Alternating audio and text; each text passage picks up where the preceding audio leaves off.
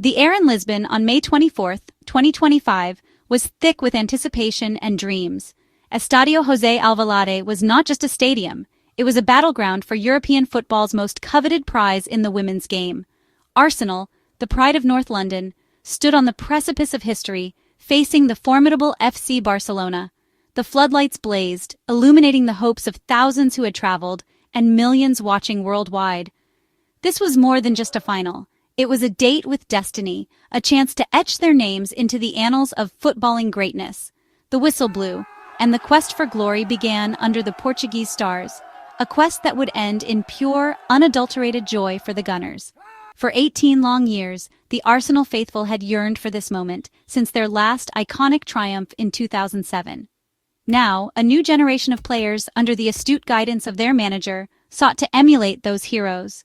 The weight of history was palpable, yet it seemed to inspire rather than intimidate. Facing them were Barcelona, a team synonymous with flair, technical prowess, and recent European dominance.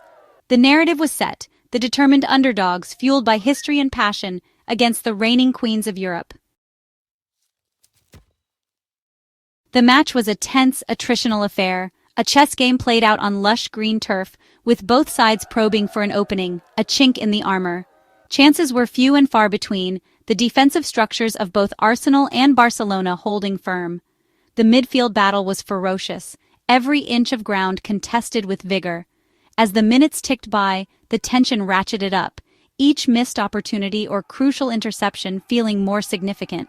The fans, a vibrant sea of red and white, held their breath with every foray into the final third.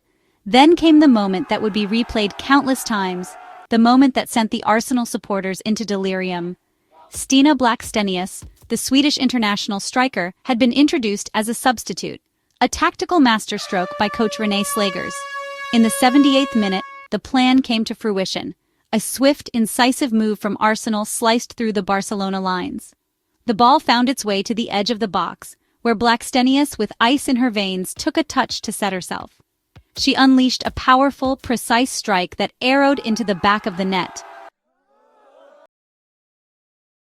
The journey to Lisbon was not just a trip for the approximately 5,000 Arsenal fans, it was a pilgrimage. They came from North London, from across the UK, and from various corners of the globe, united by their love for the club and their unwavering belief in the team.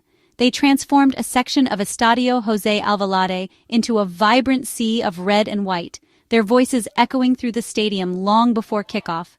Banners adorned with messages of support and club crests were proudly displayed, creating an atmosphere that felt like a home game, despite being hundreds of miles away. From the first whistle to the last, the Arsenal supporters were relentless. They sang their hearts out, their chants providing a constant soundtrack to the unfolding drama on the pitch. Every tackle won, every attacking move, every save was met with a roar of approval and encouragement.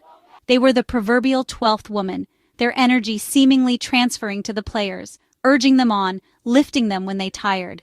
When StinaBlackstenius's shot rippled the back of the net, the Arsenal end of the stadium erupted. Strangers hugged, tears flowed freely, and the noise reached a deafening crescendo. The release of 18 years of waiting, of hoping, of dreaming was palpable. The final whistle brought a whirlwind of emotions for Arsenal players. StinaBlackstenius, the hero, was visibly overcome. To score the winning goal in a Champions League final for Arsenal, it's what you dream of. Captain Leah Williamson, a lifelong Arsenal fan, felt a profound sense of destiny. To lift this trophy for this club, with this group of players, it's everything. For Kimlittle, the victory held special significance. This is what you play football for. Section 5. Slaggers' tactical triumph, outsmarting the Giants. Arsenal's coach Reneeslegers emerged from this final with her reputation significantly enhanced, her tactical acumen widely praised. Her game plan was meticulously crafted, designed not only to nullify Barcelona's renowned attacking threats, but also to exploit their potential weaknesses. Slaggers spoke post-match about the importance of disrupting Barcelona's play while adhering to their own style. This philosophy was evident from the outset as Arsenal pressed intelligently, closed down spaces effectively, and refused to allow Barcelona to settle into their rhythm. The players executed the strategy with remarkable discipline and commitment, showcasing their understanding and belief in their coach's vision. The substitutions made by Reneeslegers also played a pivotal role in the outcome of the match, demonstrating her ability to read the game and make decisive changes. The introduction of StinaBlackstenius for Frida Manum was the most impactful, as Blackstenius went on to score the winning goal. Section 6. Barcelona's brave battle dignity in defeat. For FC Barcelona, the reigning champions and a team accustomed to success, the narrow 1-0 defeat was a bitter pill to swallow. They had entered the final as favorites in the eyes of many, confident in their ability to retain their European crown. Throughout the match, they showcased glimpses of their undeniable quality, their intricate passing, and their attacking intent. However, they came up against an Arsenal side that was exceptionally well organized, resilient, and determined to cause an upset. Despite their best efforts, Barcelona found it incredibly difficult to break down the Gunners' stubborn defense and create clear-cut goal-scoring opportunities. The disappointment was etched on the faces of the Barcelona players as the final whistle blew. Goalkeeper Kata Call, who had made several important saves throughout the game, expressed the team's sorrow. "It's a very tough moment for us," she admitted. "We came here with the ambition to win, and to lose like this, by such a small margin, is heartbreaking. We gave everything we had, but today it wasn't enough." Section 7. Pure elation. Celebrations on the pitch and beyond.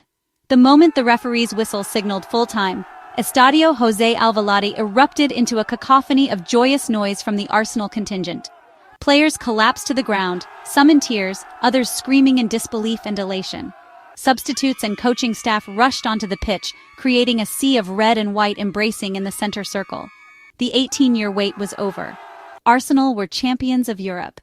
The scenes were of pure, unadulterated happiness, a release of tension and an explosion of emotion that had been building not just for 90 minutes, but for nearly 2 decades. The trophy presentation ceremony was a sight to behold, as Captain Leah Williamson and Vice-Captain Kimlittle jointly lifted the coveted Women's Champions League trophy. Confetti rained down, and the cheers of the Arsenal fans reached a new crescendo. Each player had their moment with the trophy, kissing it, holding it aloft, savoring the culmination of their hard work. Section 8. A Mascots Magic Alice and the Symbolism of Hope. Amidst the grandeur and high stakes of the UEFA Women's Champions League final, a heartwarming story unfolded, adding a layer of profound human connection to Arsenal's triumph. A 6-year-old mascot named Alice had the incredible opportunity to participate in the trophy ceremony. Her involvement was particularly poignant as her father, a beneficiary of SAIS, a social solidarity organization, and a former homeless World Cup player, now serves as a coach.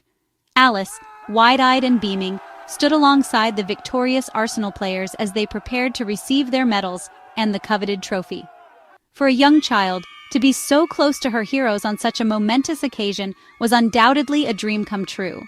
Her presence served as a powerful symbol of hope and aspiration, representing the next generation of fans and perhaps even future players.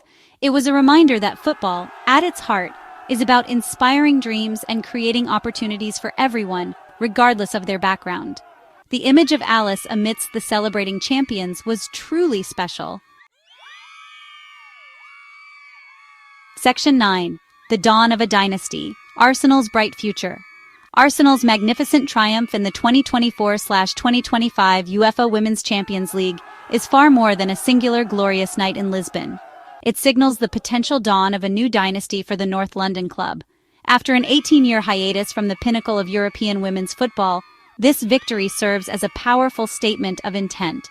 It demonstrates that Arsenal possess not only the talent and tactical astuteness, but also the resilience and belief required to compete with and overcome the very best teams on the continent. This win could very well be the catalyst for a sustained period of success, both domestically and in Europe.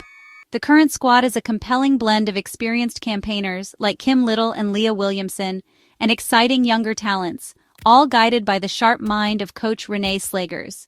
The hunger and cohesion displayed throughout their Champions League campaign suggest a team that is built for long-term success.